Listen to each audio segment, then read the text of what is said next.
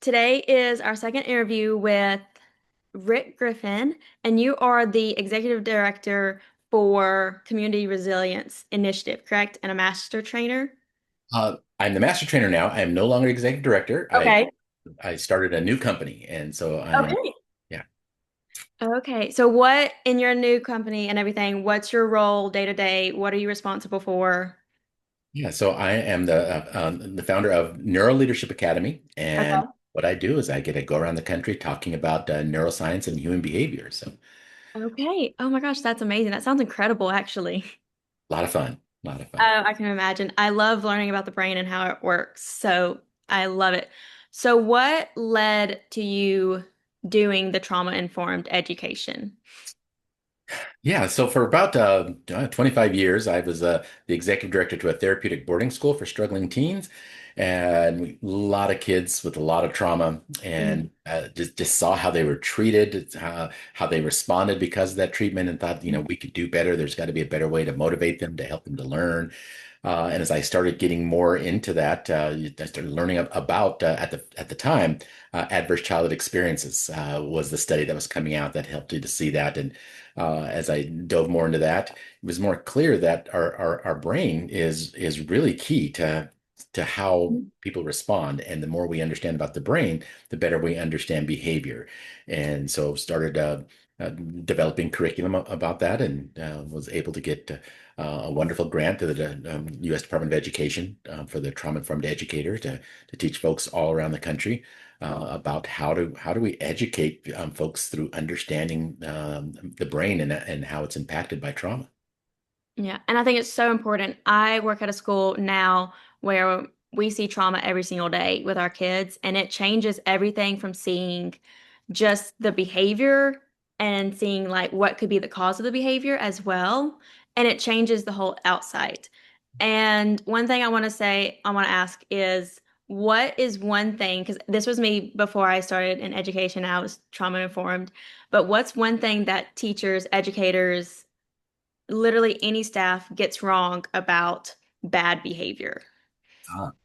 Uh, yeah, I think that we look for easy answers. We think that all behavior comes from a single source, and that Mhm. there's an issue, and I think that's what we get wrong quite often. That there is a lot of reasons why somebody could behave the exact same way, Yeah. and so when we start to look at it from a better lens, when we use the right map about behavior, we have better interventions. Otherwise, when you use the wrong map of behavior. Uh, Mhm. Sometimes you make behavior worse. You're treating somebody in a way that you think should work. For instance, you think of the three strikes and you're out public policy that we had for prisons. That if you give them a stronger deterrent, it will change their behavior. That didn't work. Yeah, and our prison population had literally mushroomed. And so once if we have the right map, if we can look at that and say, okay, it's not a stronger deterrent that always works. Mhm. Then we can start using our better interventions. And so, yeah, that's what I would wish folks understood, that it's not just one approach, and it's certainly not a deterrent, a Mhm. strong deterrent that fixes all behavior. Yes, I completely agree. I think it's so important, especially trying new things too. I have seen where one thing will work for one of my students, and then the second that I try it for another, scrap it, let's try something else. That's right. That's exactly right. Yeah. And I would say that my new venture, and Mhm. the company that I'm right now, it even goes further with that to say it's not always about their past behavior either. And like trauma, Really? it's sometimes we look at somebody's past trauma Mhm. and say that yes, I could see why that may have done this. But sometimes it's just how their brain is responding in the moment. It has Mhm. nothing to do with their past, and so we have to understand what's really going on, because if we're trying to help them and we think it's because of something in their past when it's not, it's going to complicate their behavior even more. So we really have to understand if it really is about predicting a threat from their past trauma, then yeah, then we should be looking at issues of safety and things. But Yes. sometimes somebody can feel unsafe and still be confused, and that could Yeah. cause behavior. They can still cause, they still might act out of their confusion, or they might just feel overwhelmed, and they might Mhm. start having behaviors that show that they're overwhelmed, and it has nothing to do with that they're not threatened by their past behaviors or their past trauma. They're just overwhelmed in the moment that's causing some of these behaviors. So when we truly understand that, wow, I think that's just loved hearing you say that, Carrie, that you're able to shift and be flexible and not just say, well, Oh yeah. you know, this kid is something's wrong with him if he's not responding to this the same way he did yesterday. Oh yes. And that's, I think this year has really taught me that one thing that may work one day may not work the same, because two, you could have the same behavior and it be caused by two different sources and Absolutely. different like elements. I mean, you could see anything.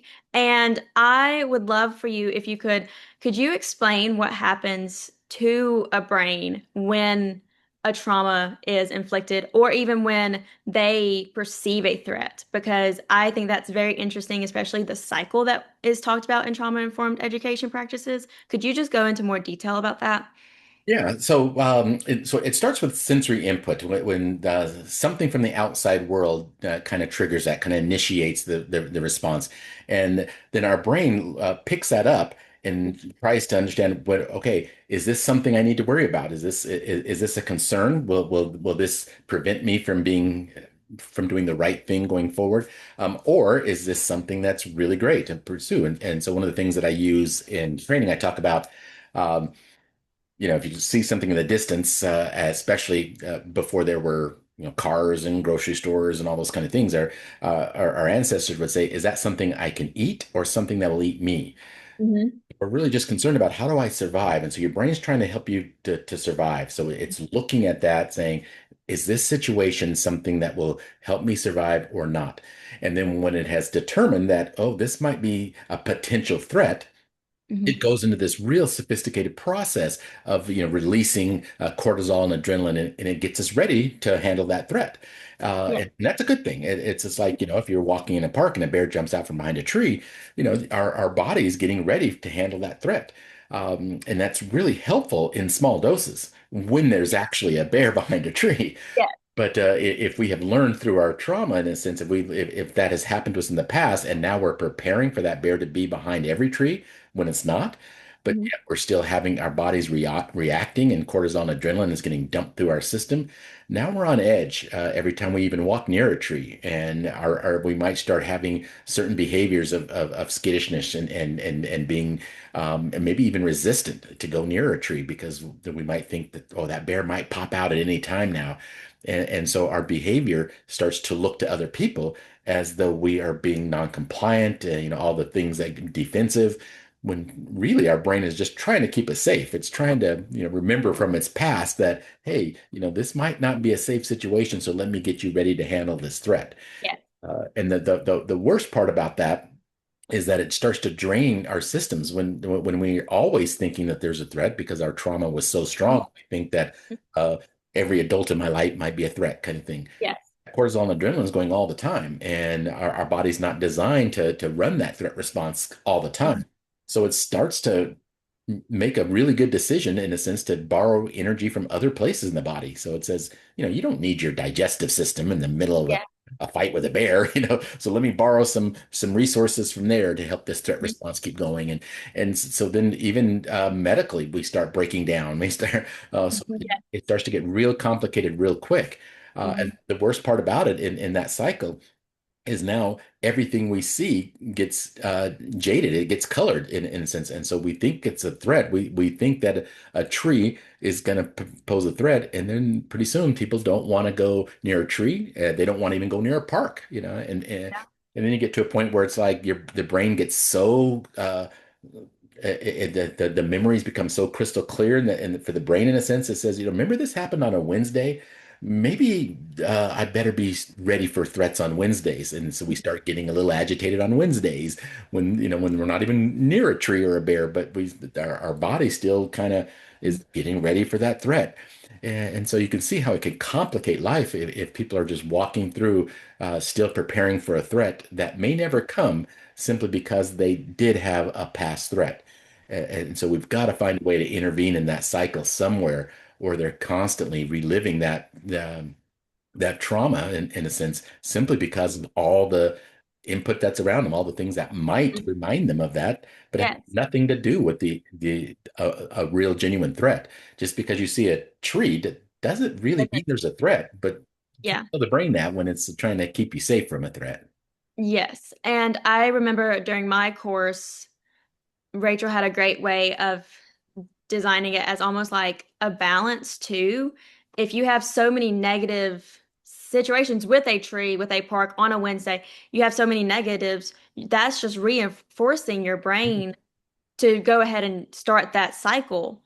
And so she told us as educators, as employees, adults, as a normal human being, we need to be the person to be positive and put those positive enforcements because that is what is going to help the brain understand I am safe. Like there's no threat on a Wednesday.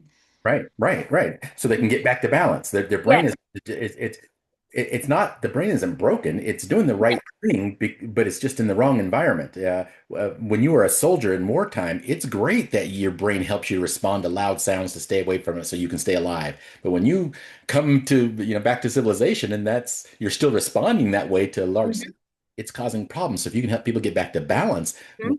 a little bit more safety, a little more clarity, whatever it is that they need, if you can give them that to get them back to balance, that's what our education system, I think, would be great at because uh, it's they're just looking for signals. They're looking Mhm. for the wrong places. But if they can start seeing that a smile could be a signal for safety, a kind word, a routine in a classroom, if Yeah. those can be signals for safety, now we're learning to read different signals and we can get back to balance. And so, yeah, absolutely critical.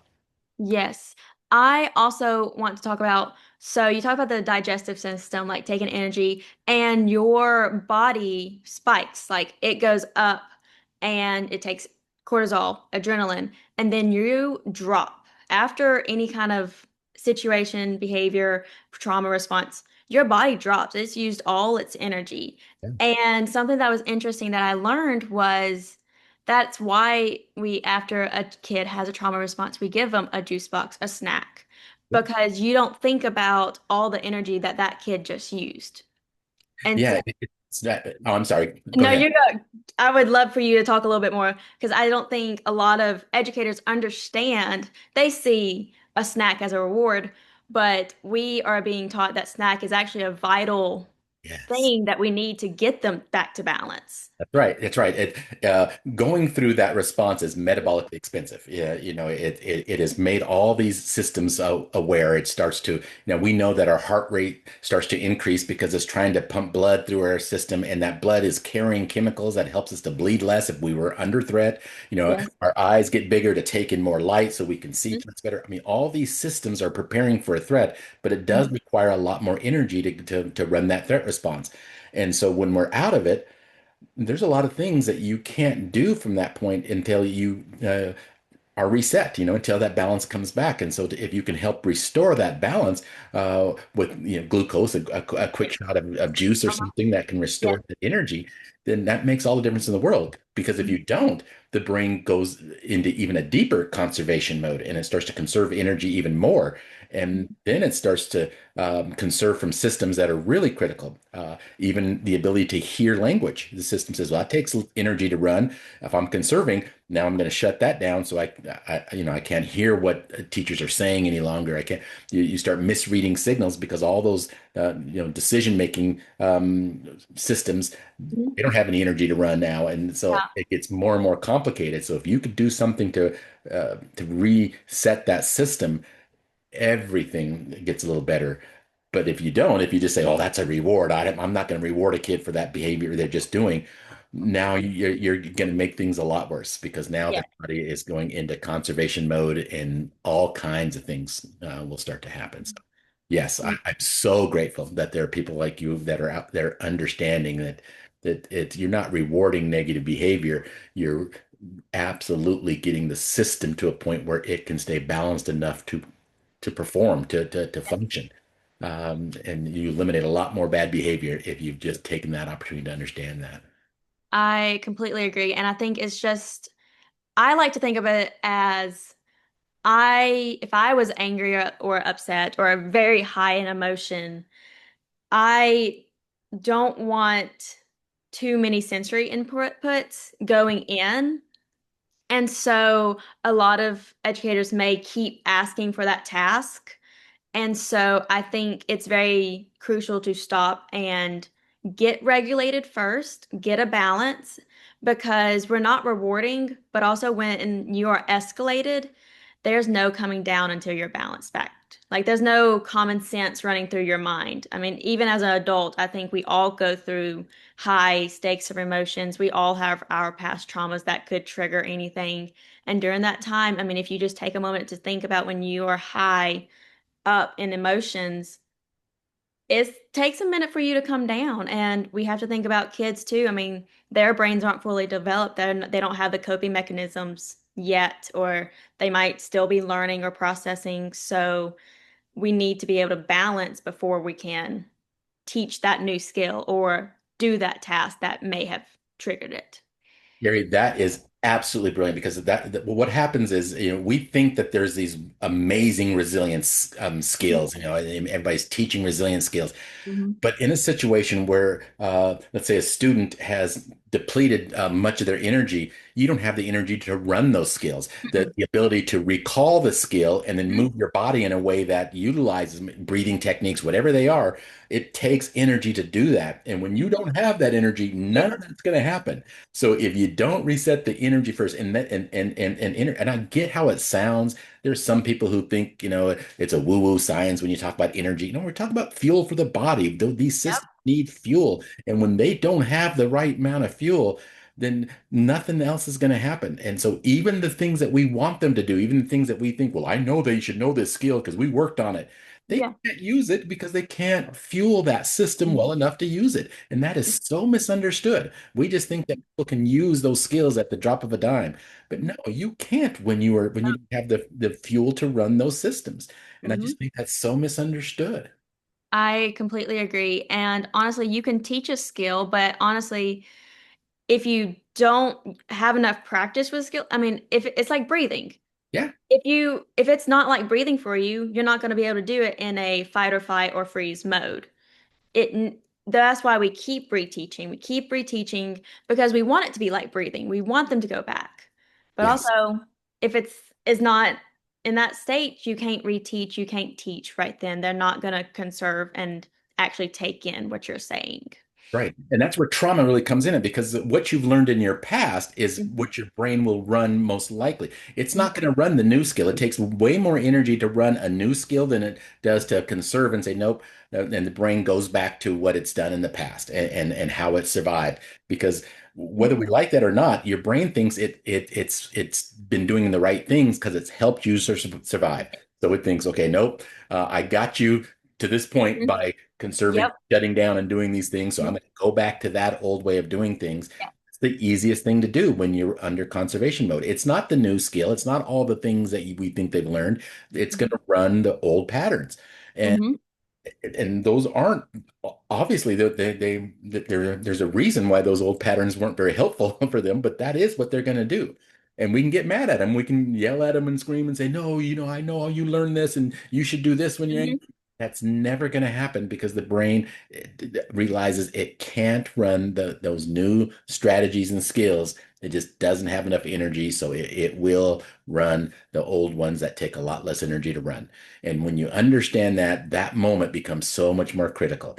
You Mhm. really can stop and think, okay, how do I get this system reset before I Mhm. require any more demands? We have 11 million sensory receptors all through our body, and Yes. it takes a lot of energy to collect that data and figure out. And the Uh-huh. brain just says, nope, I'm done. I'm not taking any Yep. more information. I'm Nope. not doing anything until I can reset. And if you don't honor that, yeah, yeah, and I'm sure teachers describe it. Oh, it's like talking to a brick wall with that kid. Well, you kind of are at that point. Yeah. Get that body refueled, get that system refueled, and then Mhm. you can make demands from it. And then Mhm. other things might be possible.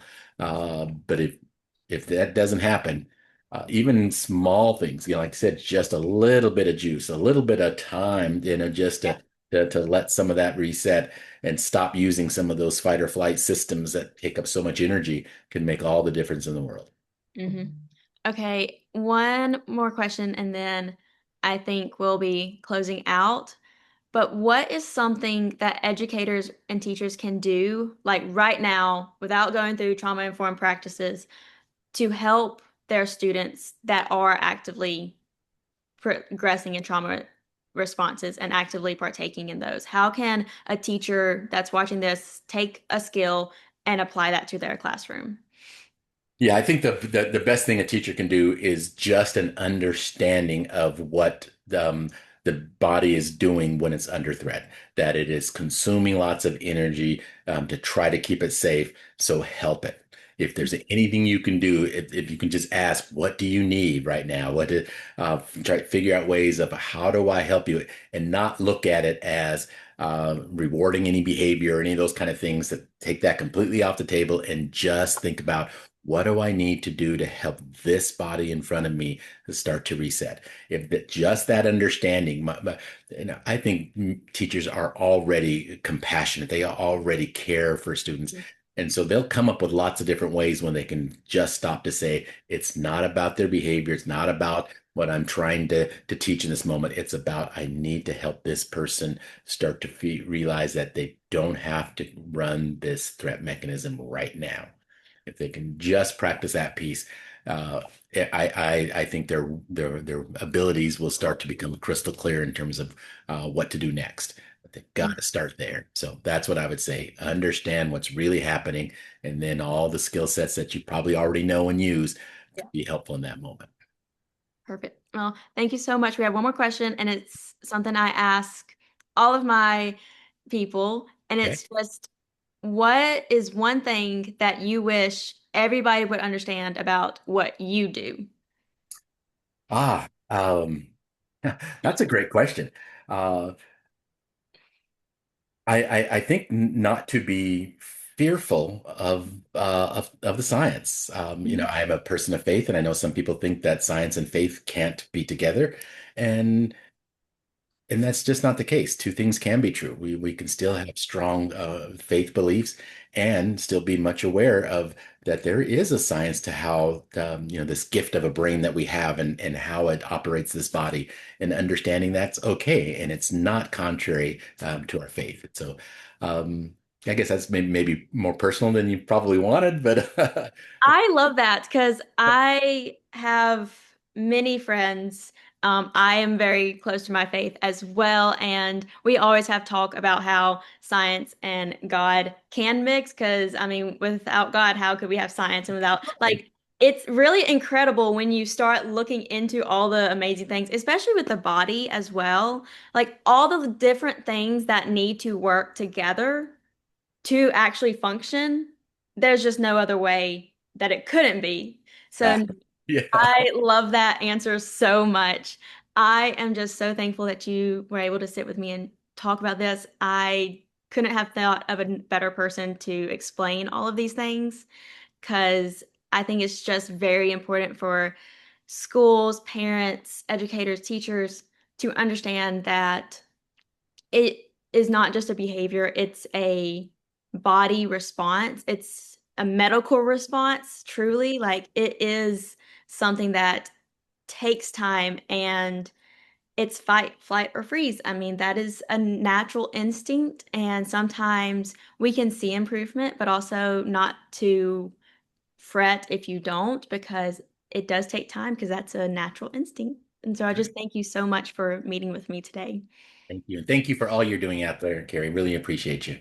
Thank you. Well, you have a wonderful day. You as well.